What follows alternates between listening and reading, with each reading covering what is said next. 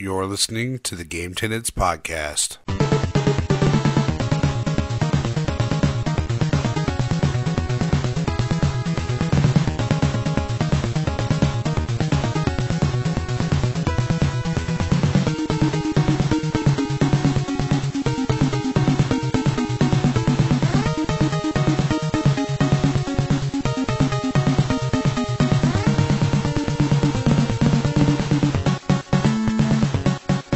Hello, and welcome to the Game Tenants Podcast, the failed adventures of two gamers and their quest for Gamecast stardom. This is episode 59, and I am Church of the Game Grinder, joined by my excellent co-host, Justin Cardboard Zero.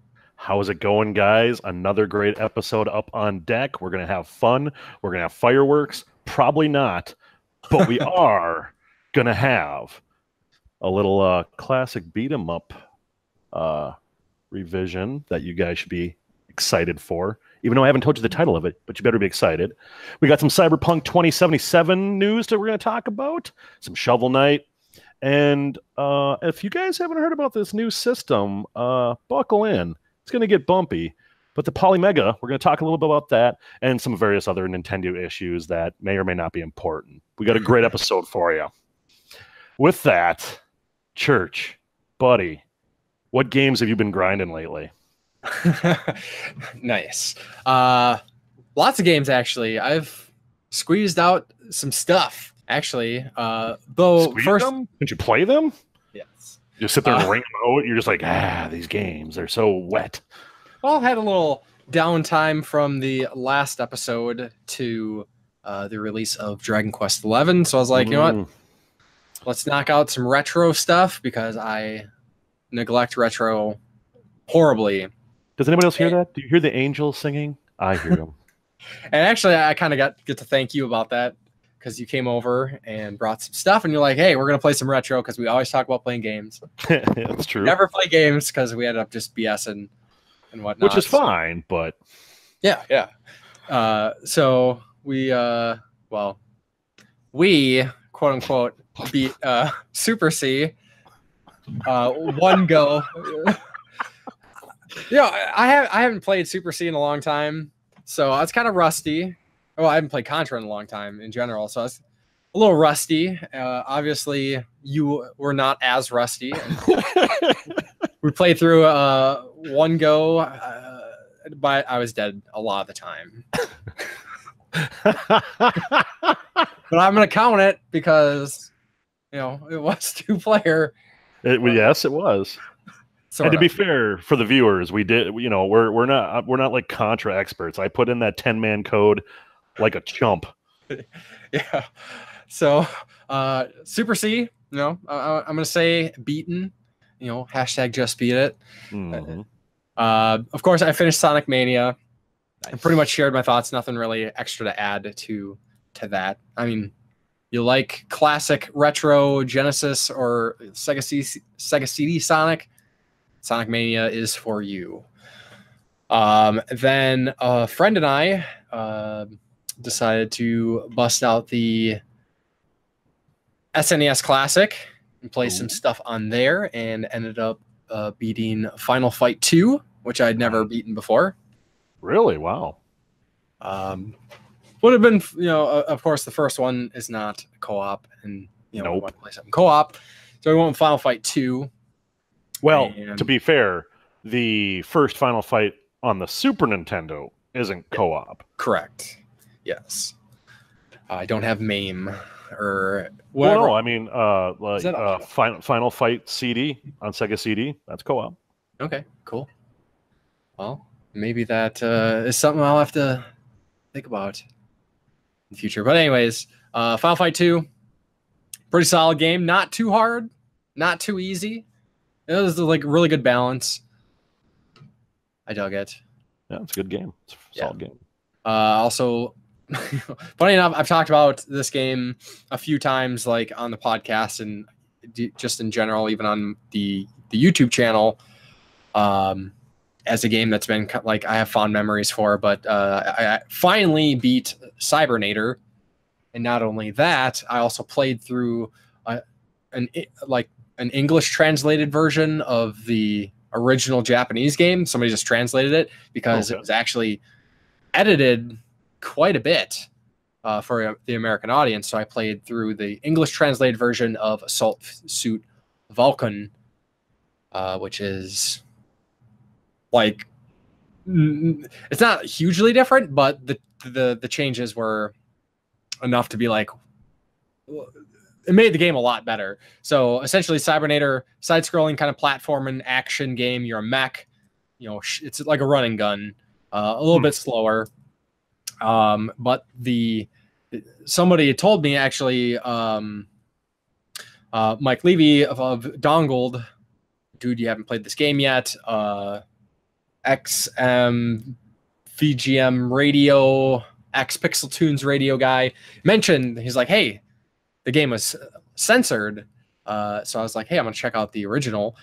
Of course, fortunately, somebody did do an English translation. So I played through Assault Suit Vulcan, and a couple weird changes. So throughout the game, there's dialogue beginning and end of the stages, because you're talking to like your commander and some other people in mech suits, and there was character portraits during dialogues, and they cut those out of the English version, which is way unfortunate, because it was neat because they had different like sometimes like 2 or 3 different portraits for characters for expressions, which is kind of like, added more emotion and visual flair to the story that they're providing, because hey, they actually are trying to do kind of a unique story and setting to a game and a genre that really didn't get a whole lot of story back in the day. So that was cool. There was actually a whole scene that was removed from the game where essentially like there's like a galactic war going on, and apparently your president for the planet, it's not necessarily Earth or whatever, kind of like betrayed the people, and you end up chasing him down, and he takes responsibility and kills him, blows his brains out. And like in the game, they don't do like a portrait, but it's a little tiny character, and you can see him like, put the gun up to his head, and you see the little muzzle flash thing. Like they completely cut that out. That was like, holy shit, that's crazy. It's pretty intense. And that was the main thing. And then like just some general language like bastard and ass, obviously were removed. But yeah. And like I said, this was a game that was kind of like a particularly special game from my past, just because like me, my brother, and a cousin used to play it quite a bit, and I never finished it. So I finally decided to finish it.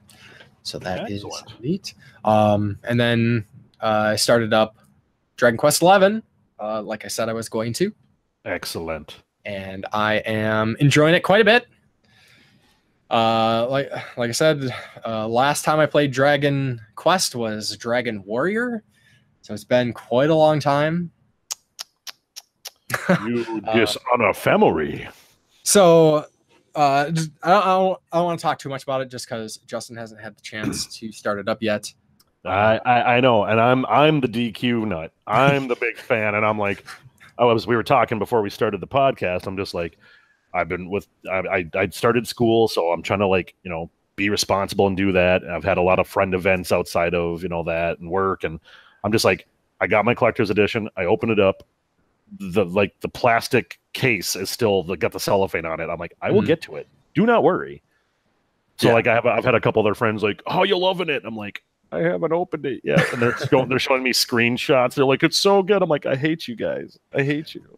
It looks great. Like, there's definitely games that have, if you look at like AAA, action adventure games, of course, those graphics are going to be better because they're like pushing, the bleeding edge of graphics. But for kind of like a traditional JRPG, like I think this game looks fantastic. Like graphically better than, I don't have a lot of more current reference just because I haven't played a lot of like modern JRPGs, but like Tales of Berseria, Kind of like I thought. Looked fine and everything for the most part, and the characters looked good, but like the scenery I thought was, lacking, left some things to be desired. Flat surfaces, things like that. Where this is, grass and trees and just design everywhere. They definitely put some love into it, and like I said, I haven't played the previous Dragon Quest games, so I don't know how those were. But you're making it really hard to want to continue the podcast and not just pop in Dragon Quest. Like, well, I got a couple hours here. Yeah, it looks great. Characters, I love how they are able to do JRPG characters now, like Tales of Berseria, or even this. Like, they look like essentially anime characters, and I think that's great. For the JRPGs, of course, I don't want necessarily like Tomb Raider to be an anime character and stuff. I mean, maybe if it's an anime Tomb Raider, who knows? But characters look awesome. I love that it looks like Akira Toriyama like drew the characters, and bam, there they are in your game. As it should be. Yes. It's overall it's pretty straightforward, like very traditional JRPG. No goofy battle mechanics or things like that. It's standard affair, but it's solid and it's enjoyable. And one thing I do like is that you can set like tactics, so you basically can like say, oh, just go all out every round, and then like you just hit fight, and like all your characters just do their actions. Like you can do like basically auto battle, which I think is kind of nice. Oh, interesting. Okay. So you don't have to sit there and I'm just gonna hit every single battle. I'm just gonna mash A for like 2 minutes. Like instead just hit A once, and you can turn it off. Like it's a nice feature. I like it a lot, especially when I'm just like running through an area. Oh, I'm gonna kill like 10-15 guys before I move on for no real reason. Well, you got to be grinding. Yep. It doesn't seem like I'm not sure how much I'm supposed to be grinding, because like a lot of the areas there's a lot of enemies, and I try to like I don't clear out the areas because it seems like enemies like respawn after a while and stuff too. But I'm doing where I feel like I'm gaining a level here and gaining a level there, and I haven't really struggled against any boss battles yet. I'm about 20 hours in at this point. Wow. But it's a lot. I'm every town I come to, I talk to every single person. I check everything. I explore all the areas. So I'm probably taking longer than a lot of people. But I will say one thing that I find is really neat is when each time you start the game, it kind of gives you a little update, like on what like the last major event was, just like recap, which I think is, that's great, especially when you got these like possibly 100+ hour JRPG that there's the chance that at some point you might take a week or two break, and that's a very common complaint about big long games is, I don't remember what I was doing. This will get you up to snuff on the story. And did the previous Dragon Quest games have do like campsites where you can save, you can forge items, and you can talk to your allies? So I have 9, and because that's on the DS, I don't remember if that had camps, because typically Dragon Quest always had you save. You had to stay at an inn to get your health and mana or magic points back, and then you'd have to go to a church to save your and the royal scrolls. But 8 had a caravan that you would do alchemy and stuff, but it didn't have bonfires, so you'd have to go to a church. So this must be a new feature then. Okay, yeah. So your towns have inns and they have the churches, but out in the field, like every area, like each region, I guess, will have like 1 or 2 campsites. Typically 1. And you can go to the campsite, you can rest, replenish health and MP. There's a forge where you can craft weapons. I don't know if crafting was a feature of before that you recall? Yes. There's some crafting, and crafting's pretty straightforward. I appreciate that. I don't like complicated crafting. I don't feel like I have to go out and like grind for hours to get materials. It kind of provides you what you need as you go if you kind of like just like explore the areas. But the other cool thing about the campsites is you can talk to your allies, and they'll kind of like have a comment about your next objective.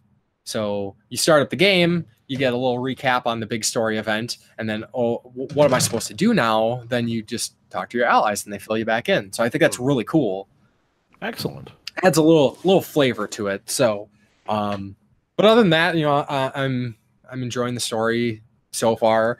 I do have like one kind of like big complaint, but I don't know if you want me to hold that off until you get a chance to play the game. If it's mechanic wise, go ahead. If it's story wise, no, I would not. Story wise, it's more a presentation. Oh, then go ahead. That's fine. The music is very disappointing. Really? Like, I was expecting, Dragon Quest, big epic game. It's really lacking. Like the music is, in general, just sounds very generic and uninspired. Like I've heard this music in like every generic RPG. There doesn't seem to be a lot of variety. Like it seems like aside from like particular like story moments involving like particular characters, like overworld music is the same for the last 20 hours I've been playing. It's the same overworld music. The town music's all the same. The battle music's all the same. There have been a few cases like where each region will kind of like might have like a dungeon or something, and that dungeon might have like a different song.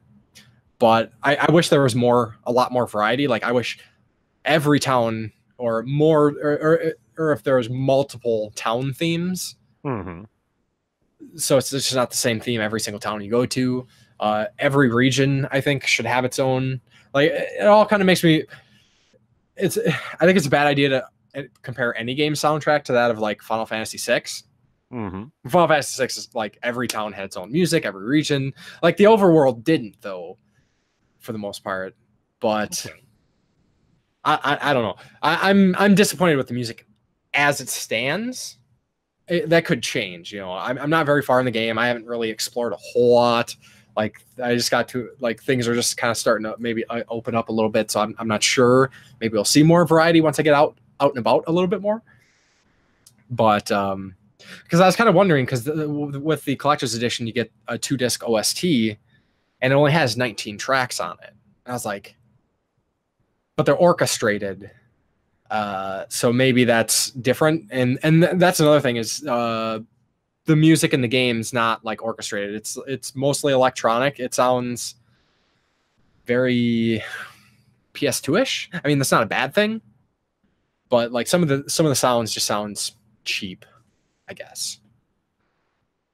So that's really my only complaint. Okay. Well, I mean, not every, you're going to find something you like. You're going to find something you don't like. I mean, that's just a natural order. That's it. I don't of it. like it. I'm just disappointed.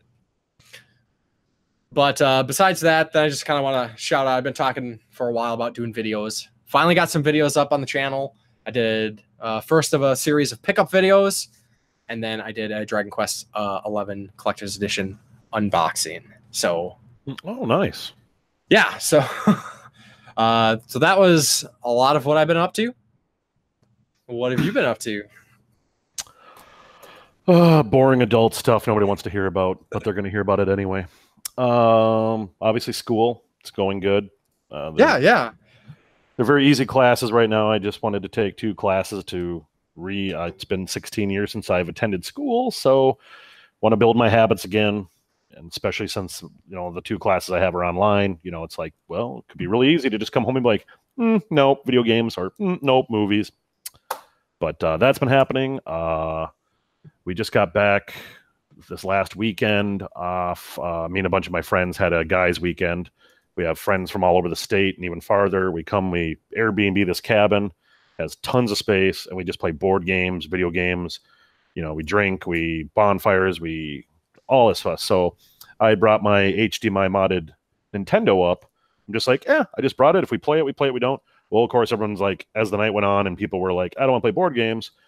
They're like, break out the Nintendo. So we played Mike Tyson's Punch-Out. We played Contra. We played Mega Man 2, which I should say they're like, you beat Mega Man 2. We want to watch you beat Mega Man 2. I'm like, okay, I'll beat Mega Man 2, I guess. So I just brought a handful of co-op games up there, and we had a good time. Everyone's like, oh, cool. One buddy, he has been thinking about getting an HDMI modded Nintendo, and he's like, they're so cool. They're so, there's no lag input. There's all these other options. Mm-hmm. So, so we played a bunch of retro games. So it was a lot of fun. That HDMI modded NES that you have is pretty sick. Yeah. It's no input lag, all the built-in features. It's really cool. It's a Kevtris mod, and he does excellent work.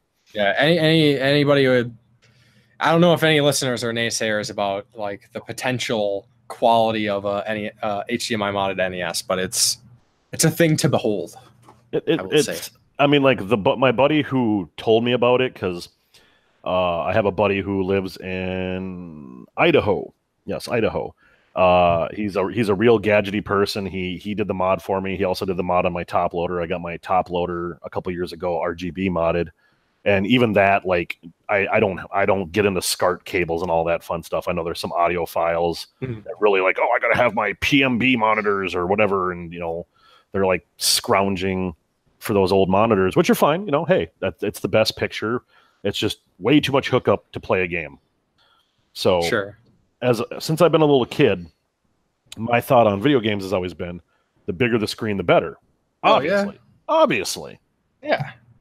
I forget who did it. Was it a Conan O'Brien spot or something? I remember when I think like one of the world's biggest monitors or TVs is in the Cowboy Stadium in Texas, and they like hooked up a PS3 to it and they were playing it and stuff or whatever. That was Conan.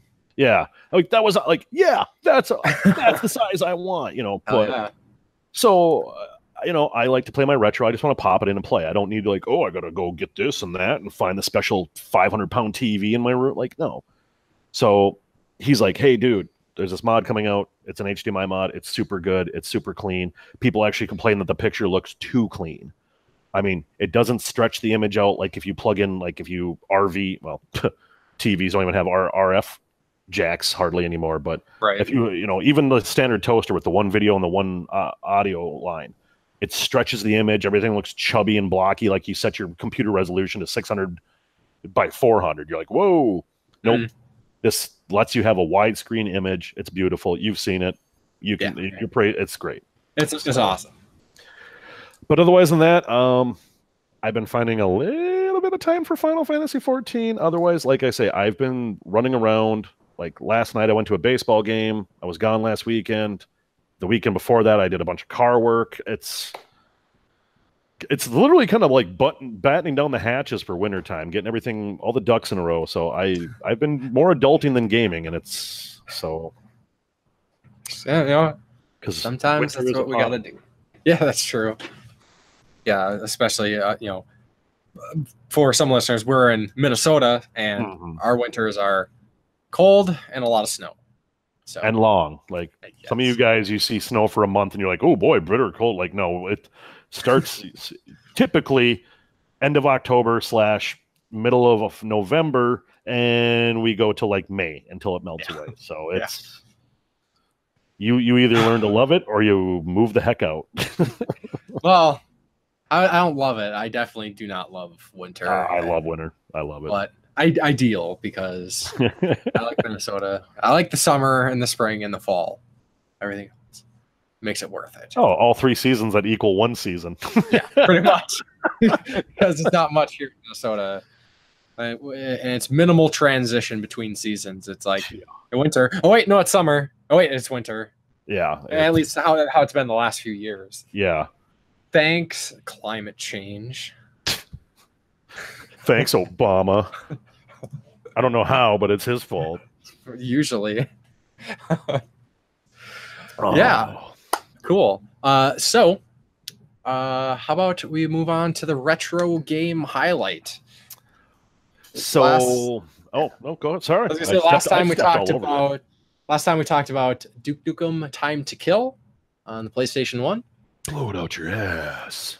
Totally. So what you got for us this time? Caught you off guard. You're like, whoa, I wasn't ready for the Duke voice. So one of the games that I attempted to beat, and I have yet to do it legitimately. So, and the guys were like, oh, you brought Ninja Gaiden with you. So my retro game highlight is Ninja Gaiden. So I brought it up there.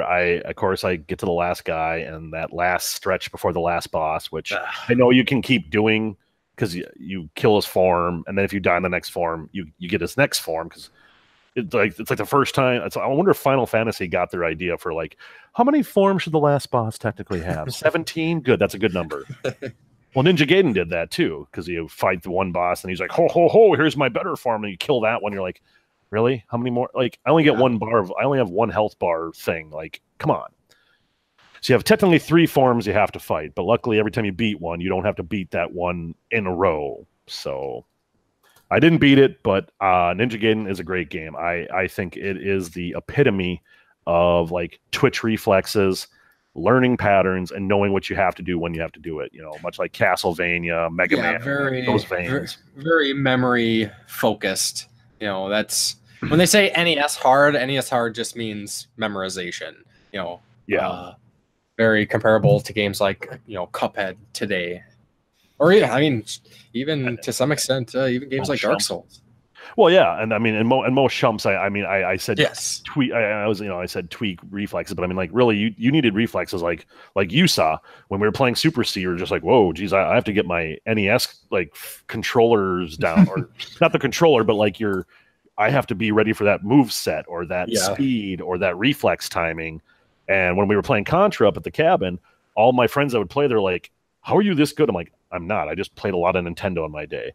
They're like, "Yeah, so did I." But I'm like, well, you play some Nintendo again, then you got to get those reflexes back. Right. But yeah, no, it's a fantastic. The one thing I love about Ninja Gaiden that I was watching a retrospective on it like within the last year or so, and the person pointed out, and I really had to agree. I didn't really think of it until now. I love the story being told in Ninja Gaiden and the way they did it. It wasn't just you're a ninja, go fight ninja bad guys. No, it's like this whole like comic book art style is coming through between stages. I really love that. Totally. Like, and for me at that age, like, I've kind of talked about this before. You might have heard this before, but I was exposed to anime like before I can even remember. Like, Warriors of the Wind came out in 1985, so I was 3 years old when that came out, and that was the American butchered version of Nausicaa and the Valley of the Wind. So I've pretty much grown up with a love for anime, and especially in the 80s, being so niche, hard to come by. Every time I got exposure to anything that like resembled anime, like it's like, holy shit, this is the coolest. The intro scene in Ninja Gaiden, the dudes in the field, like, just so cool. Like, a lot of that's even things like at the end of the Guardian Legend, when you beat the game, it shows you like a little portrait of I can't remember the character's name now, the main character, but it's just a portrait, kind of done in like, cartoony anime style. And I was like, oh my God, that's so fucking cool. So I love that stuff. And a lot of games didn't do, cut scenes as it were back then. So I'm totally with you. That was the coolest part. And I used to reenact that intro scene, like when I was a little kid. I can like with the sword, because I used to be able to get those toy katanas. I don't even know if they still sell toy katanas, because some police officers are gonna mistake a kid having a real sword, shoot him or something. But why do you need a plastic one when you can go get the stainless steel ones? Yeah, from the those home shopping networks. Yep. But now we give you 5 for $29.99. I will take all 5, thank you, and pretend I'm cool. There I don't mean to go off topic, but there was like about this somebody recently. There was like a specific show that used to be on, like when we all still kind of had basic TV and you had the late night infomercials. Like there was always that one show with like the two dudes selling like the fucking like 50 set of knives. And that's not all. We'll double your order. It's like 80 knives. Why do I need 80 knives? China won't have any steel left after we're done selling you this package. You're like, what the heck is going on? Yeah. Here? And they were super stoked to sell you those knives. Oh, those dudes had to be on coke or something, I swear. Oh, like the Billy Mays of knife selling. They're just jazzed about cutlery.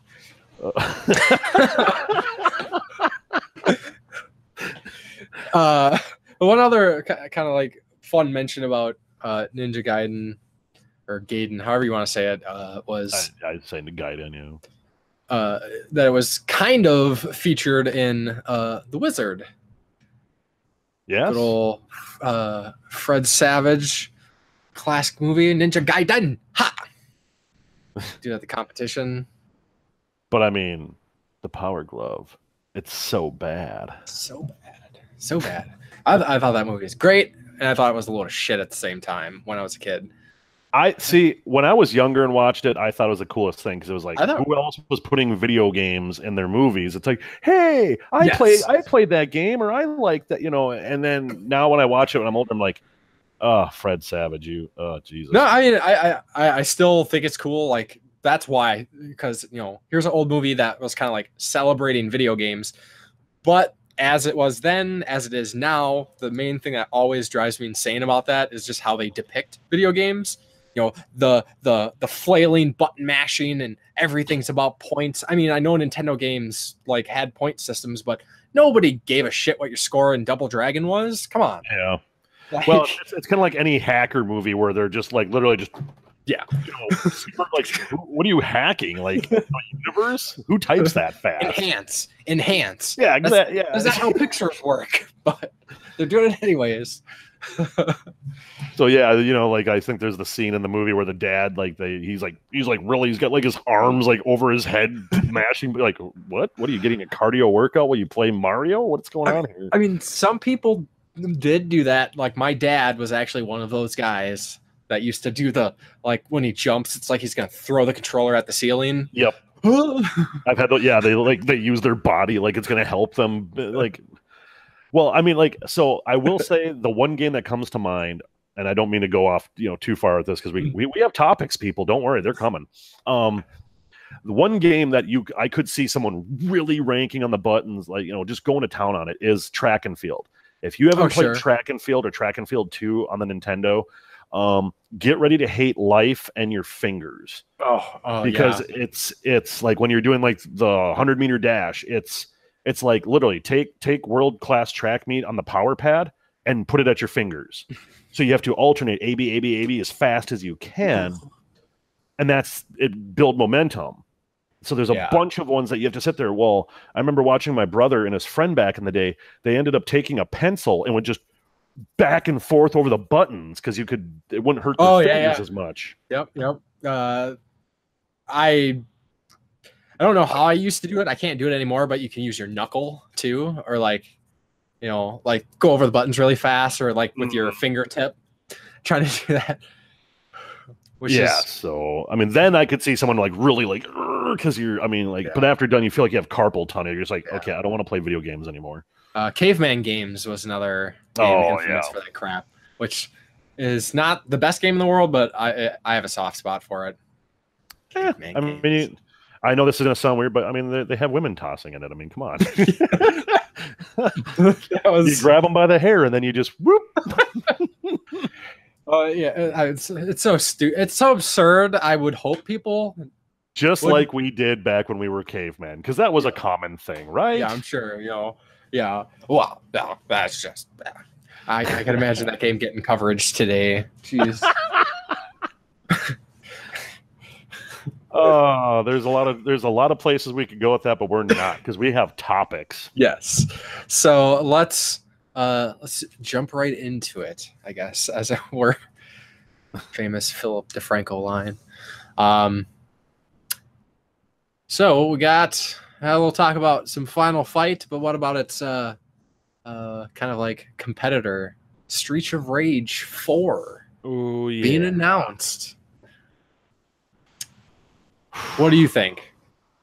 So, from what I watched and what I saw of it, I don't like what they did to Blaze. She looks really weird now. Really? I know. I love the way Blaze looks. I just like. She doesn't really. I mean, if I remember correctly, she doesn't. She looks too American now. I'm like, Blaze has always had like that Asian, look to her. Sure. And now she's just like, oh nope, I'm just Jackie from the block. Like what? She's like I don't know. She's like built and fucking stacked. It's like. And then, of course, they give her like those like mega thighs, like way overly muscular thighs. Like, oh, is she Chung-Li all of a sudden now too? Which, I mean, that's fine. That's their art style. But Let I mean, her crush my head if she wanted. Exactly. And I mean, but is that going to stop me from playing this? Nope. I will buy this as soon as I know it's available. What do you think about Axel? I like how they're keeping with the kind of like he's grizzled, he's older. Oh yeah, I think it looks great. Yeah, Axel looks fine. But people are like, well, why is he all like grizzled and then Blaze just looks still like 22. Yeah, exactly. No, it's them years of raging on the streets. Now she's built and she's ready to fuck you up. Well, and the thing I like about giving the Axel thing is because it kind of plays to like 80s movie tropes where like totally. The grizzled cop and he's seen too much. Yeah, totally. Yeah, so that fit. I like that. Like he's, like you say, literally too much time on the streets. He's seen too much crap. He's grizzled. Yeah, and I like that it's like it's retro infused, so it has kind of like that, and I know there's a lot of people are kind of starting to get burnt out with like the 80s kind of like revival thing. I don't know. Keep it coming. I mean, I dig it. I like it. The more like, like Kung Fury and Turbo Kid kind of stuff, like, like that's fantastic. Like over the top, like, hyper realism. We actually just watched the other movie made by those guys that did Turbo Kid. We watched it over the last weekend. It's that murder movie. Summer of '86 or summer of '85 or whatever. Don't say too much, but how was it? No, it was really good. Okay, it's actually crazy. Well, one of the guys in the movie is a guy we grew up with in Stillwater. He went to school with us. Oh, that's pretty cool. Sweet. Yes, you should watch it if you like that kind of like Stranger Things feel and Turbo Kid's amazing. Yeah. For anybody who hasn't seen Turbo Kid, like go watch this movie. It's like, yeah, sure, it has the kind of like the 80s aesthetic, but basically it's like a post-apocalyptic kind of like, thick Fallout sort of setting, but it's like it's super gory, super violent. But the story is like almost like an 80s, 90s like, kid's story sort of deal, but it's like got this like extremeness to it, and like then there's the whole like dynamic of the main character, and then the female character Apple stuff. It's great. It's fun, great. But yeah, yes. No, I mean, but now that we've gone off from the original topic of it, but I mean, still good stuff. But yes, you should see those movies. No, Streets are. I can't have enough beat 'em ups. I seriously, I've said it before. I think while I've been podcasting with you, and I'll say it again. I don't know why things like Castle Crashers come out, they do well, they hit the scene, and then they just bye. There they go. Bye. Yeah, Castle Crashers, fantastic. And the of course there's like Scott Pilgrim and there's some others. What was that? The one that I told you that I'm getting a physical version for Phantom Break. Mm-hmm. That's another one. Yeah, I've downloaded that before and played it. Yep. Castle Crashers. That's so good. So good. But I mean, like I said, like these guys, like these companies, they come out and make a decent beat 'em up, and then it's just like I remember when Castle Crashers came out on the 360. I don't know if it was a dual release of PS3, but I remember I got it on the 360. and playing it. I mean, all my friends would come over. We'd 4-player it. I could pick it up and play it anytime. I love beat 'em ups. Love them. And it's like, I remember like Castle Crashers ended up being like one of the most popular downloaded games back. That was like a big deal. You can download these games off these, consoles. And it was like one of the most popular ever downloaded at the time, like millions. It's like, okay, guys, you just hit gold. Do it again. Doesn't have to be Castle Crashers 2, but give me something. And they're just like, nope, we did it. We're done. We don't want to do it anymore. Fortunately, we do have. They are doing a follow up. It's called Nightmare Cops. Oh, that's right. Yep. Tom Fulp, the Newgrounds creator, Johnny Utah, who's another animator from the site, and then I can't remember. It's like Psychic Pebbles or Rice Pirate. One of those other guys was involved as well, and it looks awesome, and that's going to be coming up soon. So excellent. Yeah. So then I guess kind of like in a sort of retro vibe, we got Cyberpunk 2077. Ooh. So we all heard about this awesome gameplay that was shown during E3 that none of us got to see. And they finally released that footage to the public in the form of a 48-minute gameplay trailer. I don't know if you watched it. I watched it. I have not. It looks amazing. It's just got me more. I mean, I was already hyped, just on concept and studio alone. But after seeing that trailer, it's gonna be quite the game. It's RPG, first person RPG, AAA graphics, very robust, inventive world, very cyberpunk. Like this is going to be like the cyberpunk of cyberpunk stuff. Well, it's called cyberpunk. So yeah, I think that's cool. I'm stoked. No, definitely. With the limited amount of time I have now with school and all that stuff, like I've really had to hone myself, because normally I'll just buy anything under the sun. I'm like, yep, I'll buy that. And I have to really be like, no, I can't. I have to really pay attention to what I'm doing now. Because like I say, I haven't even unwrapped Dragon Quest yet. And that's like bothering me that I can't. And I have other games that I bought. And so like I had to cancel my Tomb Raider pre-order because I'm like, I don't want to spend money on a game that's just going to sit there. I'll get it eventually, but but it does sound cool. I like the concept. I'm like Cyberpunk, when I think of it, kind of comes to me either like Shadowrun. I loved Shadowrun on the Super Nintendo. It's sad that when they tried to redo it, they made it like that weird arena multiplayer shooter, and it didn't do that right. So remember that back in the day? Like on the Xbox, like the original Xbox, I think it was, or the 360. No, I'm not sure. I bring it back Shadowrun, but it was just an arena shooter. It was like, what? I thought they did a remake or something. Yeah, that's right. I forgot about that. Yeah, on the PC. Huh. Yeah. Good call. Because there was like a big because like it was like 2010, 2012, somewhere around there. There was a big revival of the CRPGs. Like got a new Wasteland, and then a bunch of the other games. Whatever. Blah, blah. Cyberpunk though looks sweet. So something that I've been talking about for a while.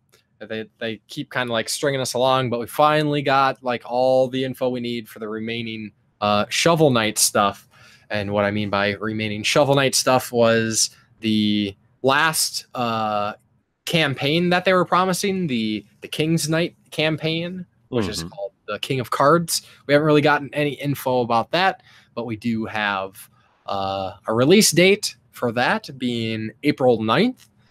So it's still a little ways out, but hopefully it stays locked in. But then with that, they also announced the final add-on, which is called Showdown, which is essentially just going to be a multiplayer battle arena like fighter with the Shovel Knight characters. And that is also going to be released on the 9th. of April as part of the treasure trove, as they're calling it.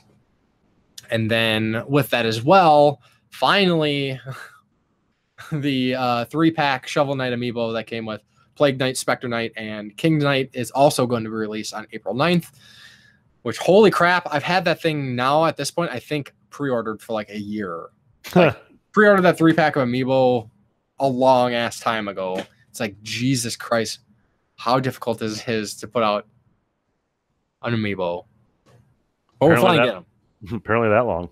Yeah, I kind of want to know what the deal with that is. Like, why did they put out that amiibo pre-order if, you know, it was going to be that far out? Because, like, seriously, it's been a while.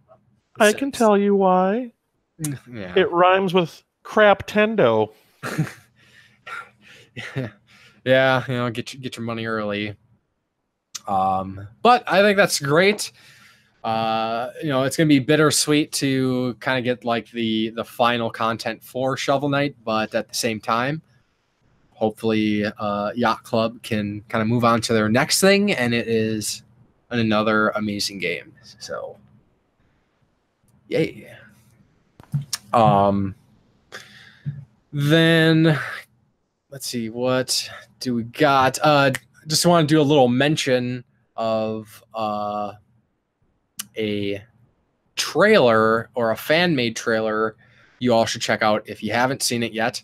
So the guy who made Owlboy made essentially a Chrono Trigger sequel trailer, what he is calling Chrono Break, and it looks freaking amazing. I mean, it looks very much like Chrono Trigger. You know, he's a very talented pixel artist, if anybody's familiar with Owlboy. And he just, you know, made this little trailer for fun. Kind of showed like some of the characters, like, you know, many years later, how they're different. Yeah, it's just sweet. It's another one of those things. I think it's just worth checking out. It's fun. Oh, there are no cease and desist on that? Well, it's just a fan-made trailer, so I would hope not. I don't know. I'm sure Square Enix could probably pull something out of their ass.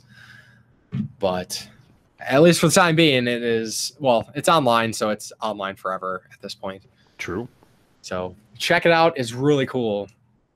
And then one other thing that I wanted to talk about that I thought was pretty cool is the Polymega, which some of you might have heard about if you've been following the podcast for a while. Long time ago, over a year ago, year and a half ago, I think. It's been a while. Episode 27, myself and Marshall actually talked about the Retro Blocks, which was the original name for the Polymega, that they announced the initial concept idea. Hey, you got this modular emulation system, basically. I say emulation because it operates kind of like the Retron 5 does, where it pulls the information off of the games. I'm pretty sure this one does that as well. I guess I should probably know a little bit more. I'm pretty sure that's how it operates. Yeah, geez. You're so excited you don't even know how it works.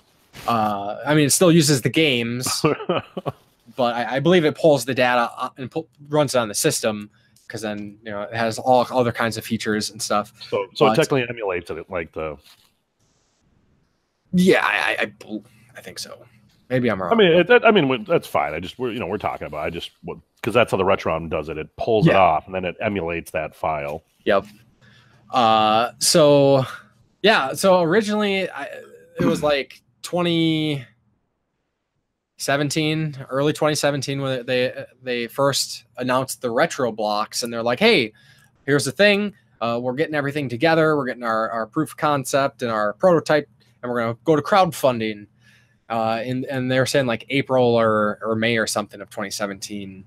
And I was actually pretty excited. I thought the concept sounded really cool. I like the look of the device. It's really just kind of like sleek, and I like the idea of a modular system. Mm-hmm. So April, May came and went. No info. I was like, what the hell? And nothing. Like, there's no information or anything came. So I was like, okay, whatever. And then it was just like a few months ago, they're like, hey, we're still alive. Polymega, info coming soon. And they still weren't providing much, but they finally just put them up for pre-order and pretty much gave you all the info with that. So, of course, they renamed to the Polymega. Essentially what happened is that they were going to do crowdfunding, and they got private investors or something, so they didn't have to go to crowdfunding. Although there's still kind of like a crowdfunding component to this. So if you look on the site, they're still talking about hitting goals, like funding goals. Mm-hmm. So I think in order for everything to work out right, they need to sell a certain amount of systems and stuff. So I don't know how that's going to work out, but we were talking a little bit about this beforehand, and my thoughts on it maybe have changed just slightly, but so basically the pre-orders are up now. Base system, $250, plays disc-based games. So your PlayStation, your Dreamcast, your Saturn, Sega CD. I believe those. That's what it made it sound like from the core unit that is a couple $100 will play 15 different disc-based consoles. So like your PlayStations, your Dreamcast, your Saturn. But then it also, from what I was looking on the site when you directed me, it looks like it'll play the PAL versions. I know there's a couple exclusive games that are PAL region for PlayStation, and then obviously the Japanese PlayStation. Yep. So. And then with that, so then you can buy modules, and the modules give you the other systems essentially. So they got a module for the NES and Famicom, a module for the Super Nintendo and the Super Famicom, module for Genesis, Mega Drive, Master System, and then a module for the TurboGrafx 16. And those are $60, and it comes with the module and the controller, which is something I didn't notice for some reason until Justin pointed it out. So that's it. You know, they're basically controllers inspired by the original designs. Base system has its own proprietary controller, but which basically looks like either a Pro controller or like an Xbox 360 controller. Yeah, so yeah. Most people will be familiar with it. So yeah, I mean, to throw a little something to that, I don't actually, because like the Retron, you can use your original controllers. Like you can plug in a Genesis controller and all. I didn't look too far into it. I don't know if the Polymega is going to allow you to use original hardware. That I'm not sure. You might be pigeonholed if you like. You might have to buy. Obviously you have to buy the expansion bay for like you say, the Nintendo, Super Nintendo. But you might need their controller. I'm not sure about that though. I guess I don't know, but the modules, in the pictures that they show anyways, have the ports. Okay. I don't know. So I'm guessing. Like how me and you were talking, like you kind of thought, $60 for each module is pretty steep, and I'm just like, I go, well, look at like current prices for any people that are listening that, if you're a collector or even just, a passionate gamer, go find a Super Nintendo. Just not controllers and a game. And heck, you're lucky if you get a power supply or the cords are. Go find me a Super Nintendo for less than $60. Unless it's a buddy price, you're paying that. Yeah. And this is going to be a sleek way to play a Super Nintendo in HD, kind of like my Nintendo HDMI mod. I think that's a pretty good price if you don't want to have, let me go dig out my Nintendo, or let me go dig out my TurboGrafx, or like you boom, one little system and less cords. I think it's great. Yeah, I still think it's a pretty attractive package. But if you want everything that they're offering right now, the total is currently $600 for everything. That's the base system, the 4 modules, and 5 controllers. Yeah, 5 controllers. Yeah. Actually, it would be 10 controllers because you get 2 of each with that with the Yep, they double up the controllers. Yep. the bundle. But and then I believe they also said something about too. They're going to have like an online store to download games for a cost. Yeah, I don't know how that's going to work. But I believe it has. I think it's just going to be like another kind of digital storefront with current indie games. Yeah, I'm not super clear on that, but it looks like I think there's it has USB ports as well, so you could probably like throw on other things as well. I don't know. I think it looks pretty neat. I don't think I'll be jumping on it immediately, but it's definitely something I'm going to be keeping an eye on. Right now their expected release date, or they're saying the release date is going to be April 2019, April 1st. Well, which is kind of funny. Pick a better day for a release date than April Fool's. Maybe. But yeah, so there's some time to think about it, check it out. Who knows what's going to come up between now and then. But I think it's pretty neat. No, I mean, like I say, I think this will do if it gets enough popularity. I think they'd also make it big if they could find like one retail chain that would like sell, if they could sell some too. Because the problem is this is like it's one of those things where this is like made by gamers for gamers. Mm-hmm. Okay. Stuff like that, of anything that's made by for passionate people, usually is such a niche market that if it doesn't get into a Walmart or a Target or a Best Buy or any retail chain around your area, like, I'm not saying it has to get on every retail chain, but it's going to be really limited. Like, I think stuff like that could sell because the NES Classic and the Super Nintendo Classic really invigorated a lot of people that don't want to go to garage sales or find a used game store to go buy their childhood again. Stuff like this and go, hey man, you got a bunch of stuff in your closet you never got rid of? Yeah. Well, buy this. Yeah, the initial cost is kind of steep, but it gets cheaper after that. And you can play in HD. You don't have to go find special connect. You just boom, HDMI cord, you're off and running.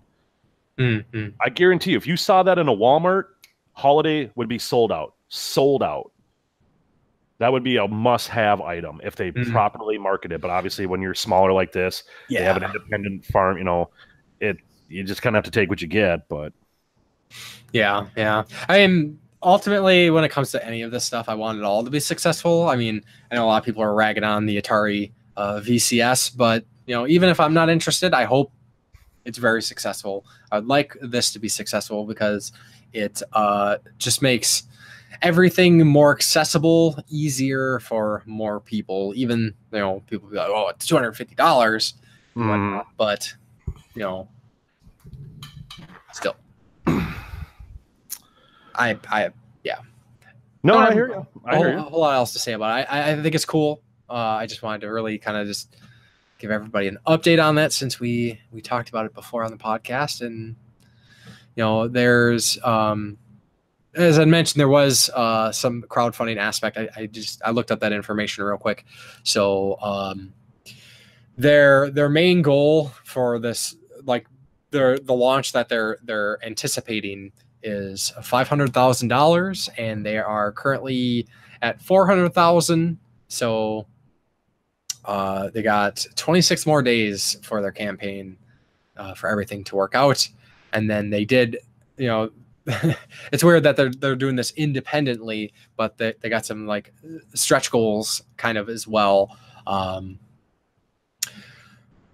Goes all the way up to things like user interface stuff, which looks like it's just going to be implemented when they hit their initial goal. But then there's like a collection insight screen that gives you like basically game stats for the stuff that you've played. They got like a Famicom module set that's going to do an FPGA module for the Famicom. Then they got like movies and audio discs capabilities to the base system, and then like the two highest goals is NEC PC FX CD system module and an Atari 2600 7800 module set. So but those are 1.5 million and 200 million. So they got a ways to go, which, yeah. So cool stuff. Then just, I was kind of thinking about spending a little bit more time doing some Nintendo rants, but I really don't want to feel like I'm just like bitter, always picking on Nintendo, because that's not what it is. Sure. I'm not ragging on Nintendo just because I don't like Nintendo. I mean, I don't like Nintendo as a company. I like the games they put out, that's for sure, and I like some of the people involved, but just like the corporate aspects and a lot of their business practices and a lot of things that they do to their customers, I think is really, really shady stuff. And we got some new news that I think is, I don't know. I think it's, I don't like it, but I just don't like it. At the time of recording the podcast, this is post the September 13th Nintendo Direct. So they put out a bunch of info, more games. There's like a Luigi's Mansion 3 coming out. Lots of ports. Kirby's Epic Yarn is going to like 3DS. Switch is getting Final Fantasy 7, 8, 10, 10, 2, and 12. Some other stuff. The main things that kind of jumped out at me that I kind of wanted to bitch about for a few minutes here relate to the upcoming cloud saves. And that's tied in with the Nintendo Switch Online service, which a lot of people have heard about at this point. Essentially, relatively affordable. It's like $12 a year or $20 a year or something for the Nintendo Switch Online service. It's $20 for 12 months. And basically it gives you cloud save functionality, but not all your games. It's only certain games get cloud save functionality. Things that I thought was kind of funny about this was like Splatoon 2 and Pokemon Let's Go Eevee and Pokemon Let's Go Pikachu will not have cloud saving, which is like, why won't Nintendo first party games have cloud saving on a Nintendo system? That's kind of weird. But then they also said other games like the NBA 2K19, FIFA 19, and Dark Souls Remastered will not have cloud saving functionality. So it's like, okay, so you're selling us, you're trying to advertise the service. Hey, cloud saves for some of your games. I don't know. I think you can, if you have PlayStation 4 and you have PS Plus, you can cloud save all your stuff, all your games. Then the other thing that I guess I thought was kind of silly. So this goes back to our discussion, sort of related to Nintendo going after emulation sites. Of course, there was the Emu Paradise and the Love ROMs thing and all that. And there's a lot of speculation. I mean, a lot of people, we don't know all the facts behind the motives behind that, but a lot of speculation came that Nintendo was going after these emulation sites now, particularly because they were getting ready to launch their online service, their new virtual console. So people were like, oh yeah, they're not going to let ROM sites kind of do all their thing if they're just, Nintendo's finally going to be posting all their stuff for you to access through their online service. $20 a year to access the NES library. That's what we want, right? That's people are like, oh, that's okay if they take down those sites then, because then we can pay them, $20 a year to access games that we've already bought, 5 times over the years and stuff. But I kind of want to laugh. So the Nintendo Switch Online NES games list. So the thing that I was kind of laughing about this was, okay, so potentially Nintendo took down these ROM sites so they could provide us, a paid service to access their games. So they're not letting these people steal their stuff because they're going to have so many games for you to access online. they're giving you 20 games. Nintendo online service is launching with 20 NES games.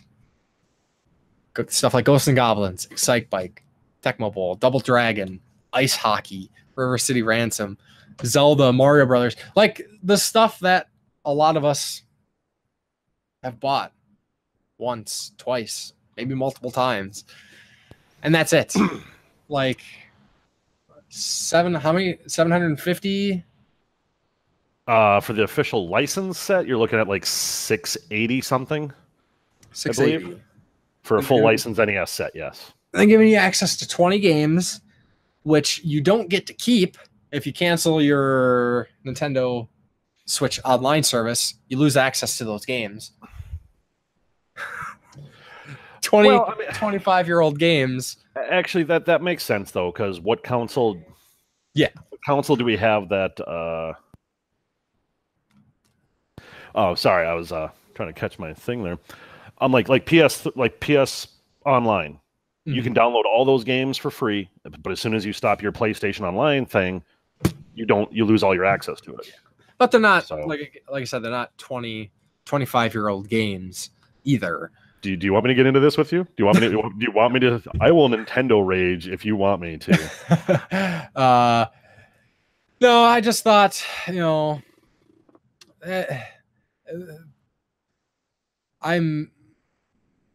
it's pitiful offerings, 20 games out of the massive NES library. I know licensing and all this stuff, but give me a freaking break. And we talked about this before. Like, we've bought these games, we've rebought these games on the Wii and the Wii U, and now you gotta buy them all over again, and they just keep charging for this shit. But it's and you know what? And people keep eating it up. That's true. That is true. I mean, I'm seeing a lot. I saw people like ecstatic, like celebrating. Yay, Nintendo Switch! I can finally play Final Fantasy 7 and 8 and 10 and 12. It's like, are you fucking kidding me? You're getting excited for ports of games that we've had ports of, for the last 20 years. Like, the fanboyism is insane, and I think that's why I have such a reaction to it, because like, I can't handle that kind of like just blind dedication to like. Well, here's the thing though too. Here I will give certain people.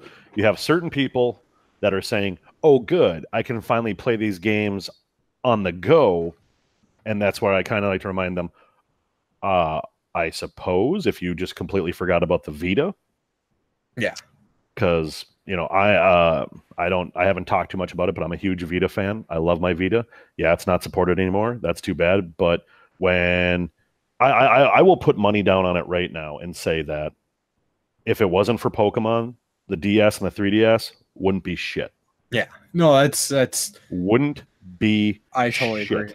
Because you put a Vita up against the newest, bestest 3DS, it's crap. The 3DS is crap. It's bulky. Its battery life is short. That Vita is beautiful, crisp. Like I have the first gen one that has the OLED screen on it. Great. And so if put a Pokemon on the Vita, watch people would be like, I need a Vita in my life. But Pokemon sells everything. But so so some of the fans, I won't knock a fan who hasn't played, I played Final Fantasy back in the day, or Final Fantasy 7, 8, or whatever back in the day, and I have a Switch. Cool, I can play it again. I'm not going to knock those people, but like you say, the blatant fanboys that are just like, ho, another win for the Switch. Great. Keep jerking off to your port machine, because that's all that thing is right now. Yeah. Don't get me wrong. I've heard really good things about Mario Odyssey. Mm-hmm. Good. You made Mario Sunshine what it should have been. Great. Thumbs up for you. Mario always sells, and it's always done well. Wind Waker or Breath of the Wild, obviously, you could play it on the Wii U, so I'm not gonna count that as like a big win for the Switch. Yeah, the Switch wasn't introduced. It was planned well for the Wii U long before the Switch. So eat my ass, fanboys.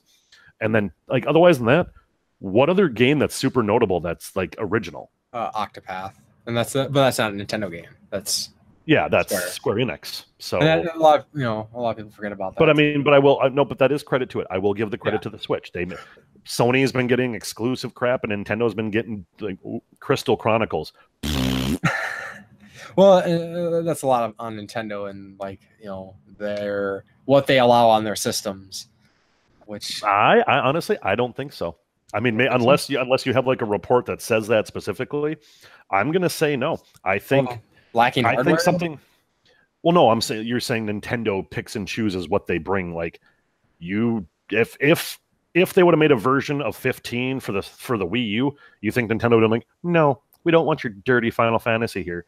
I think I don't. This isn't fact. This isn't. I heard from a person. No, I think what happened with Nintendo and Square Enix's relationship when they split from the Super Nintendo, they were told we're going to go disc based with Sony. We're going to make this CD based console, and then Nintendo went, no, we're smarter than you. We're going to stick with cartridges. And Square Enix went, no, we can't fit what we want to do on a cartridge. So we're going to go with Sony over here on their PlayStation, and we got Final Fantasy VII, and it was beautiful.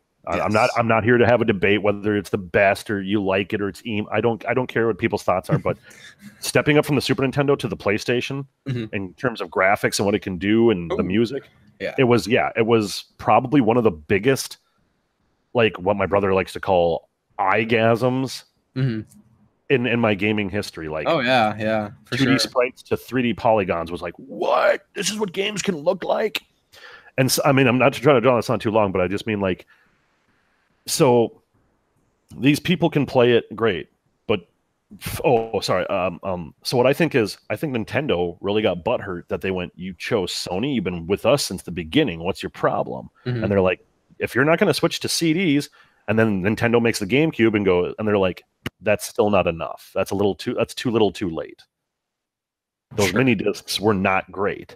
Yeah. Even Nintendo admits, I mean, like nowadays, like you can buff a PlayStation 1 disc, you can buff a Sega Dreamcast and get them resurfaced and they work great. GameCube games, you flip a coin. It may work, it may not. And I've watched hundreds of those things get buffed.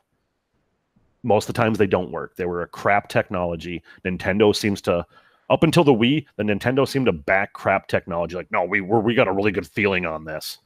Hey, talk to Microsoft about that in HD DVDs. Ask them how great that worked out too. So I honestly think that's not Nintendo so much going, we don't want your stuff on our system. It's Square going, we don't need you. We sell plenty on PlayStation. Yeah, probably. So there's my little rant about that. So for legit people who either haven't played or haven't played since PlayStation days, good on them. They're going to play these classic games on the Switch. For the rest of the people that are just like, ha, another win for Nintendo, eat my ass. Yeah, because it's not a win. You are getting ports and ports and ports. You might as well be a main machine at this point because that's all it is.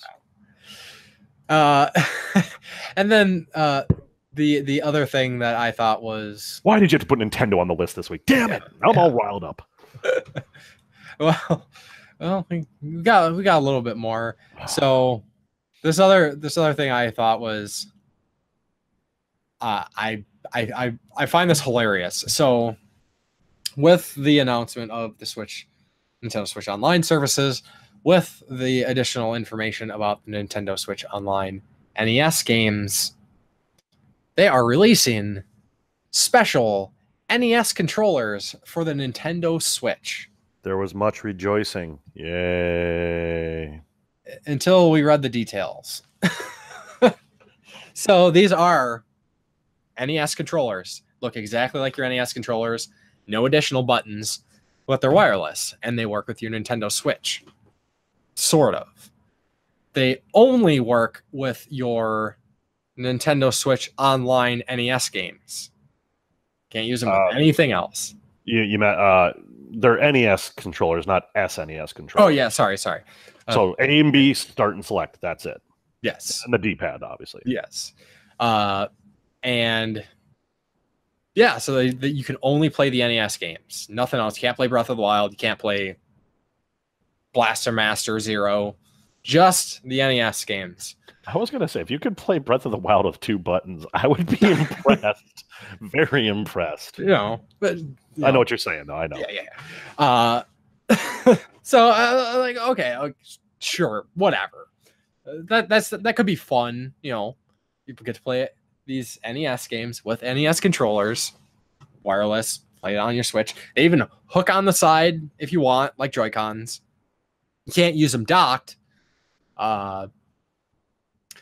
Which you have to have it disconnected to use them. You can't use them like holding the Switch like a tablet, like the Joy-Cons. And then I saw the price, and I was like, "Good freaking lord!" So you get 2 of these controllers, $60. I think that's insane. $60, you get 2 NES controllers that only work with at launch of the Nintendo Switch online service with 20 games, and they're $60. Why? And people they're gonna be sold out, guaranteed. As soon as the pre-orders go up, I can't wait. Nintendo, September 18th. I'm gonna look and I'm gonna see if those are sold out, and I'm going to laugh. Well, of course they will. It's Nintendo. They could literally, it could be Nintendo branded poop in a box, and that would sell out. And I'm not trying to just rag on Nintendo because of the Nintendo. I have reasons. I mean, I'm going to rag on Nintendo because I don't like the shit they do. If I hear Sony doing something shady as fuck, you better believe I'll bitch about it. And I've complained about things about Sony. I've complained about things about Microsoft. I've complained about things from Valve and Steam. That Nintendo just does a hell of a lot more and gives me a lot more reason to complain. And a part of it is, like I said, my counter reaction to the fanboys of fanboys. Like there's not many fandoms that are like it's crazy and intense. I shouldn't say crazy. I should say is intense and dedicated as Nintendo fans. You got your Star Wars fans. You got your Pokemon fans. Those are some hardcore people. A bunch of them all in with like My Little Pony fans. Even like those people are dedicated folks. Hell or high water, they're gonna back their shit. Mm-hmm. So yeah, that's Nintendo. It's like I was telling you, like if I remember correctly, like if anybody listening, correct me if I'm wrong. I know you guys are probably so burnt out of Nintendo rants at this point, but I mean, correct me if I'm wrong. If I believe the Pro Control, when the Switch was being like when it was coming out, and hey, everybody get a Switch, brand new, sparkly, fresh. I want to say they were selling the Switch Pro controllers were like $80. I know. Church just looked them up before we started, and he's like, "Oh, Amazon's got them for like on sale for like 62." I'm like, "Okay, well, it's been out about a year or so. Mm-hmm. The price has obviously naturally come down." But I'm like, I remember, I want to swear I remember I seeing Pro controllers for $80. $80. That's ridiculous. I think you're right, because I'm 100% that the Joy-Cons were $85 when it first launched for additional Joy-Cons. It's oh my lord, like. PS3 controller or PS4 controllers don't cost that much. Xbox One controller, like the only controller that cost more than that was like that Xbox One, the Elite. Like, that thing was like, but that thing was like a super customizable, tweakable. Like you could put the weight and and all that, and that had the I think doesn't it have the paddles like where you hold the controller? There's like the extra there's like extra buttons and stuff. Yeah, too. On the backside where like the battery pack was on the 360 stuff. Yep, exactly. Yep. And so it was like buying a modded controller for like playing Call of Duty and stuff. Yeah, I mean, I haven't had the chance to like see what public opinion is because pretty much like this info came out and I haven't had the chance to spend hours online kind of seeing what people are saying about the Direct. I'm sure everybody's losing their fucking minds, like, holy crap, Nintendo did it again, innovation. And stuff. What did they do again? They found a way to sell the same product you've bought in 5 times. So, and I want to throw a question out there to our listeners. So I appreciate everybody listening and supporting.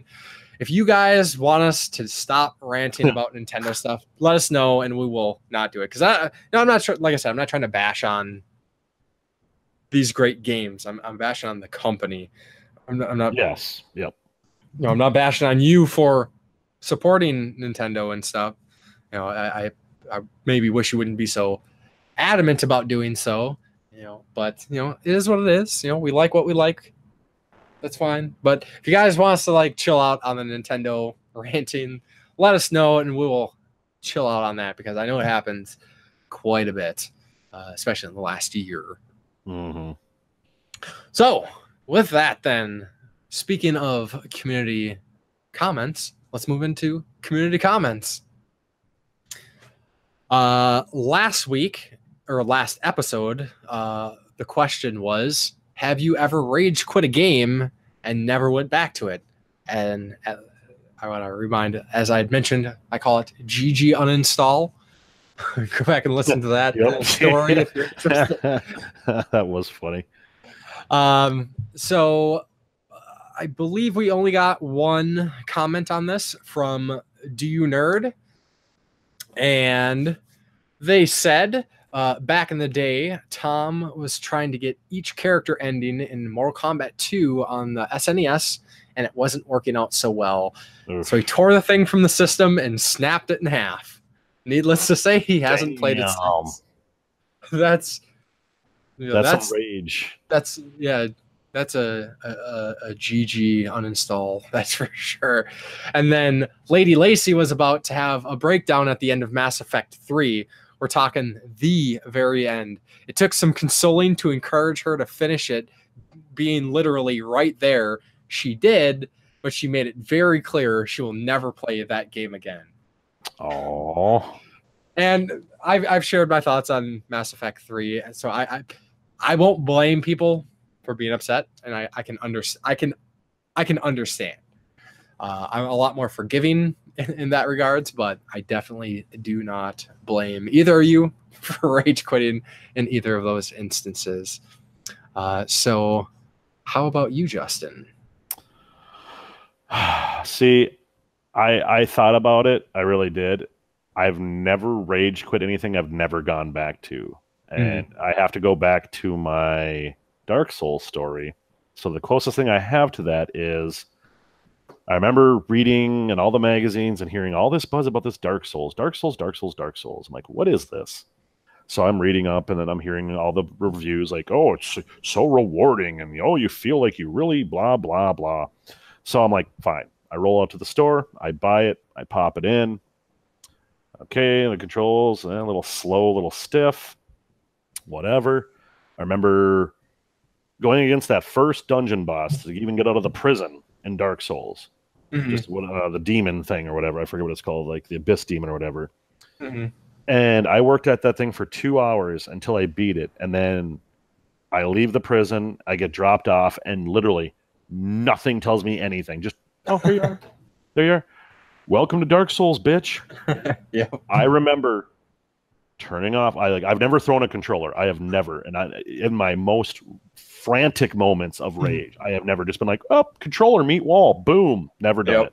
I'm proud of myself. But I remember turning off the game, finding anything I could to email the company that made this game. And I think I ended up getting like their accounting department somehow. But I wrote them in whatever box they gave me to write it. I'm like, I don't feel accomplished. I worked at your first boss for 2 hours. I don't feel this sense of pride for what I've just done. I go, I am so upset. I have never complained to a game company ever. No matter how much, you guys probably think I'm like sitting there making like 20 bot accounts and just sending crap emails to Nintendo. No, I don't even waste my energy wanting to tell Nintendo how crap Nintendo is. But I did. I sent what's the company that makes Dark Souls? From Software. I sent their accounting department the most angry but clean. I wasn't like, piece of crap, you fucking, it was just like, I want my money back. I demand a refund. I am not having fun. This is not fun. Never got a response because I'm sure the accounting guy was like, what the hell is this guy talking about? But it was the only box that I could find to email the company to demand a refund. And I never did get it, but And then I went back like, I don't know, 6 or 8 or a year later and went back and played it. And now I'm like, best game ever. You just didn't know what to expect going into it the first time. Well, it just, I mean, okay, so it's kind of like that old riddle. What starts off on 4 legs in the morning is on 2 legs in the afternoon, and then on 3 legs in the evening. Well, it's a human. You're on all 4s as a baby, then you walk on 2 feet when you're an adult, and then you're old, you have a cane, so 3 legs. So if you look at it, we started with, like, well, for people our age, we started off with a Nintendo hard, and you little kids getting their chops on Nintendo. Yeah, and then we get older, and what happens? It gets easier and easier. Not so much the gameplay, but like auto saves and, no risk of death because, you just go back 5 minutes. It auto saved 5 minutes ago. Cool. There's no risk. I'll just keep at it. And then you get to this, and it's like, it's hard again. Yeah. Wow. Yeah. What happened? It's been a while. But then you realize you missed that about games. Yes. So, especially the story I have. Yeah. And what a reward. I mean, personally, I find, much like you just said, I find like playing through Dark Souls games or Bloodborne or even Cuphead, like overcoming those challenges, like it's rewarding. It's like I fucking kicked this person's ass, beat this boss. Took me a million tries, but I did it. Like that's something to be proud of. I think much like beating a lot of those NES hard games. I think it's something to brag about. Well, I mean, and I don't mean to go too much longer on this, but like like when me and guys were at the cabin last week, and we were talking about like speed running and what goes into it, and just like games we have beaten. They're like, do you remember the first time you beat Mario Brothers, the original, just Nintendo Mario Brothers? Not the arcade one, just Super Mario Brothers. I'm like, I remember I was like 8 or 9 years old. I beat it, and I screamed myself hoarse because I was like, yeah, oh my god, and it's. I'm like, God, I didn't think about that for years. I'm like, yeah, I remember that. Yeah, and so, like you say, to have that somewhat, a little bit of that feeling again, beating like Ornstein and Sma, I was like, oh, I did it. So, yeah, you're right. Like that rush it's great. Like, why can't I feel like this at my job? Well, I feel like this when I accomplished something in my life. That's a good point. Just like do a victory lap around the. Yeah. And, so much like you, I haven't necessarily like rage quit a game per se. Initially when I was thinking about this, the closest thing I was coming up with was games that like, I can't remember. I know there were specific instances in the past with the NES and the SNES that I was a lot younger, so I wasn't as strong as being an adult. I'm not saying I'm, super tough guy anymore, but I'm pretty sure I could break a controller if I tried. But as a kid, I know there was instances. I remember. I don't remember the game, but I remember the rage.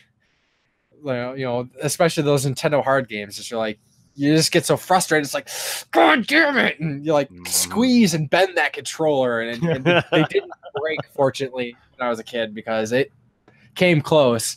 And then as a teenager, the one game that immediately came to my mind was Metal Gear Solid. The electrocution scene. You gotta mash that button. Really? For me, I struggled with that. Okay. I don't remember if I played it on hard or something the first time. I know years later when I went back and replayed Metal Gear, I was like, why isn't this as hard as I remember it?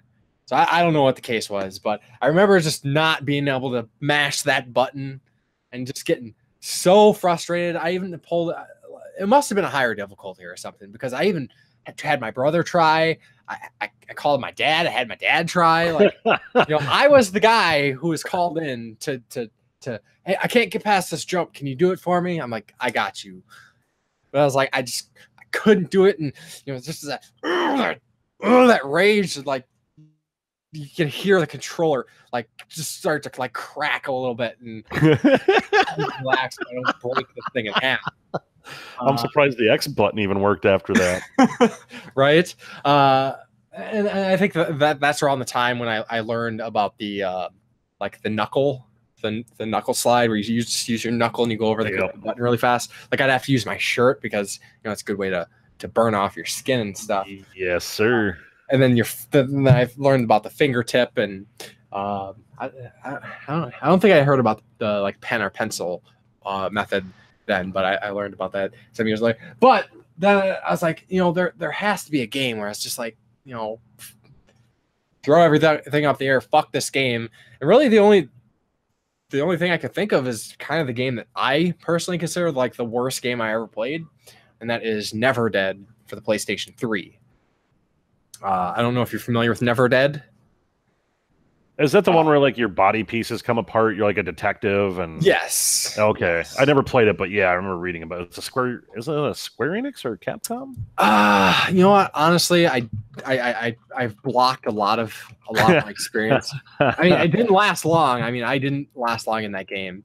Konami, actually, by Rebellion Developments was the actual developer who made Sniper Elite. The Sniper Elite series and the not good Aliens versus Predator game. Ugh. The 2010 one. Yeah. But so if anybody hasn't heard, Never Dead is a third-person action game. You play as this dude who's essentially immortal. When you take damage, you lose your limbs. Like you get hit, bam, your body blows up. It's not gory, but like your arms and legs and torso and head come apart, and then you're gotta roll around as your head and like recollect your body parts, and then go at it again. You also have a partner, the female character, and she fights too, and you have to protect her as well. And if she dies, I don't remember the exact circumstances of this game, but I saw the trailers. And, maybe I put too much weight on the trailers at the time for some reason or another. And I was like, hey, this kind of looks pretty cool. I'm going to check this game out. I pre-ordered it. This is like the game that made me really start to consider my pre-orders. Got the game, went home. I played it a few hours, and I hated it. Like it is basically you walk into a room, you get hit by an enemy, you fall apart. You roll around as your head, you collect your body parts, you get back together, you get hit again. It's just, I didn't like it at all. I quit the game. I hated it. I tried to take it back to GameStop. Said, take your goddamn game back. Give me some money. And they gave me like $10 for a game that I just bought like a couple days prior, which says something about the quality of it. So that's probably the closest. Like I didn't like rage out. I was just like, this is crap. Do you still have that game by the chance? No, I sold it. Damn it. Oh yeah. I actually sold it, and I took the cut because I was like, I do not want to keep this game in my collection. Hi, I just listened to exactly what you said, but I didn't hear anything you said. I was thinking like maybe you didn't take the money or something, but I was just like, if you have that, we should make that a night where we're like, know what? We're gonna push through this. We're gonna beat it. And honestly, it could have been other circumstances. I could have just been in a mood or something. I know I've played far worse games. I mean, some of them retro games are fucking terrible. Like just terrible, broken, bad games. But there's just at that time when this game was released, I despised it. I want to say it might have been around the same time that the Bureau XCOM Declassified came out, and I hated that game as well. I couldn't sell that because I bought the PC version, which I still have it. Since then, I've heard people say that that's not a bad game, but I remember I played it a couple hours, and I did not like anything about it. So it could have been a mood. Maybe I was in a mood. Maybe I'd stick up my ass. Who knows? I can't remember. Let's keep going. No, go ahead. I'm just gonna see if there's a cheap one that I can get and be like, you know what? We're gonna play this. I'm sure Never Dead is a cheap game. $10 free shipping. $10. Jesus, that's ridiculous. Hey, that's about what you got from it from GameStop. True. There's one with a factory sealed for $10 free shipping. Yeah, I might have to. There's one for $9. What's sad is, so in the Google search, looking up Never Dead, they always do the little like information panel on the right side of the screen. If you're doing this on the web version anyways, that will kind of have like some ratings and like a little snippet from like Wikipedia. And they also have people also searched for section. And it's depressing that they compare these other games to Never Dead. They list people also searched for Shadows of the Damned, which I haven't played yet, but that's supposed to be a really awesome Suda 51 game. Another kind of action adventure game. Ashura's Wrath, a horribly underrated game. I don't know if you've played Ashura's Wrath before. Nope, not yet. I heard nothing but good things. It is very like cutscene, quick time event focused game, but it's essentially it's an interactive instead of being actually animated. It's 3D rendered and all that crap. But it's essentially you're playing this fucking crazy ass anime. I mean, dude, like lifting moons and shit. It's nuts. It's awesome. It's great. But to compare like other games like that to Never Dead is depressing. But I digress. So thank you very much, Do You Nerd, for your comment. I'm pretty sure I looked over the comments again and I didn't see other responses, so I'm sorry if I missed somebody. I need to do a better job of trying to like list this information out. But we got a question for everybody for the next episode, and we'd love to hear your thoughts on it. And I think it's a great question, and it's kind of relevant to with some discussions that myself and Tom of Do You Nerd have had recently. What's the most important save file you've ever lost, and how did you lose it? So let us know. So just in case anybody hears that and they're like, what do you mean?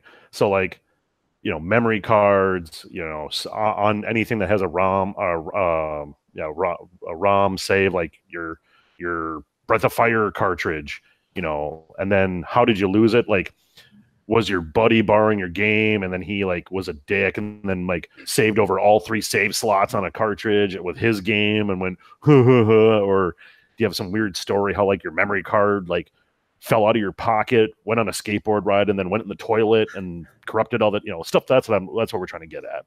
Yeah. So, and I hope nobody that listens has ever lost a save file, because it's a horrible feeling. It's heartbreaking.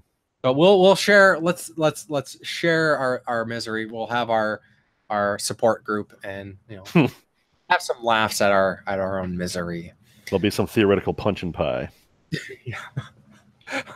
For sure.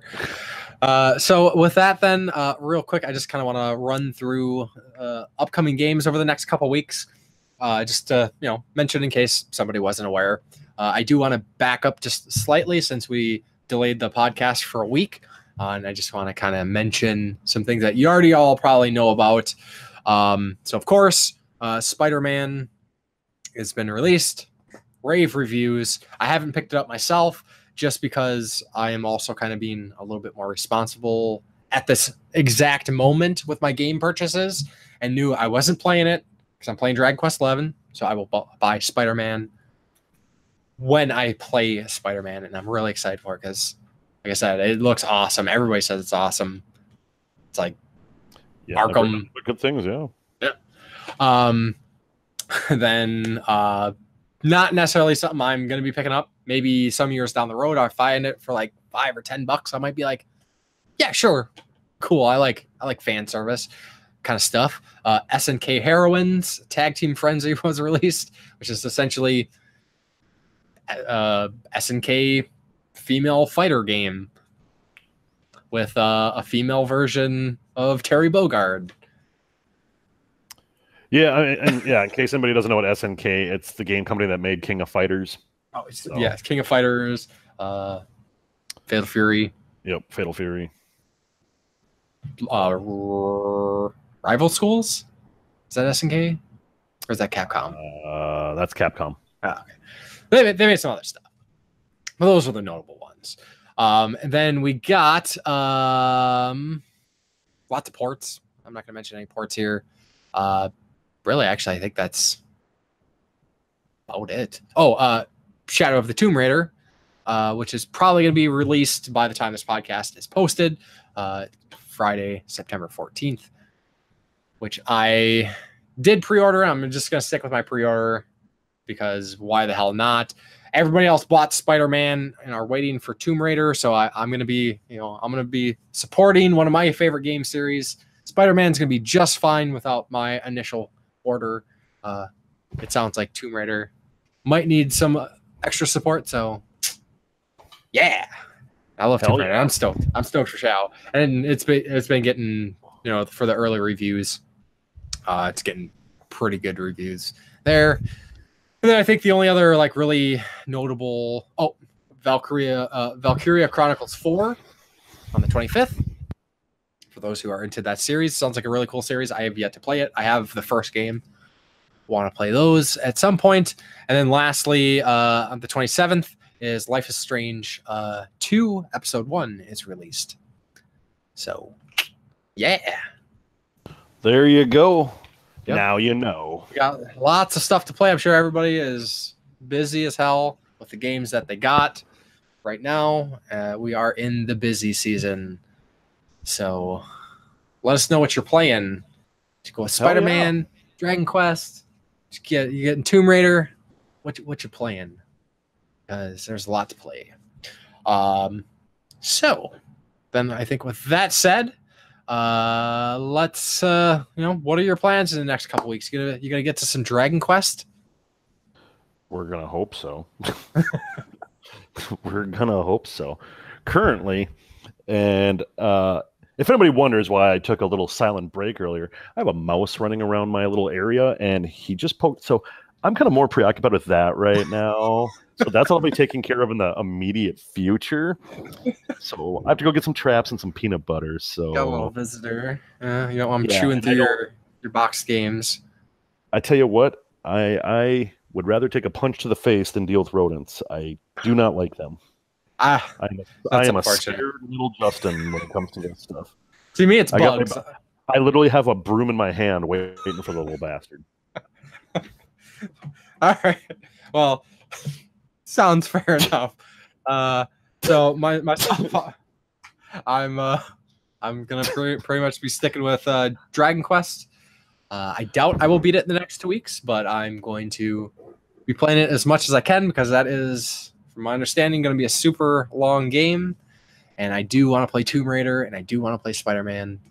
Also, going to have some more videos coming up here. I'm as is. I'm going to be back to my normal schedule of a video every other week, excluding podcast releases. So hopefully, look forward to that. So then I'm going to let everybody know how they can get a hold of us. However you're listening to us, we are accessible on many ways and platforms. Of course, the podcast is on SoundCloud and on YouTube. If you're on SoundCloud, you can look to the right and see links to various locations, my social medias. You can look me up on YouTube, Facebook, Twitter, and Instagram as The Game Grinder. If you want to get a hold of Justin, leave a comment on the YouTube video on SoundCloud. Send it through me. It will get to him. It's going to be about mice, too, and I don't like that. Yeah. That's fine, as long as I can catch this guy. Oh, jeez, there he is. Oh, man. I don't mean to laugh at your misery. No, that's fine. I'll feel better when I know he's in a trap. Just remember, you are a big guy, and that mouse is probably more scared of you than you are of it. You know what? I wish that worked that way, but it doesn't make me feel any better. Well, I'm the humane guy and says if you can catch and release, please do so. Let it so out. you can come back in here and we start the whole process all over again. Possibly. I will make an example out of him and put a sign that says "Tell your friends." Oh, geez. Yes. So please hit us up. Let us know your thoughts. Leave comments. This is the conversation. We love talking between ourselves, but I really enjoy talking to the rest of you and having you involved as well. So with that said, that is going to do it for this episode of the Game Tenants Podcast. Thank you very much for listening, and we will talk to you next time. See you later. Peace.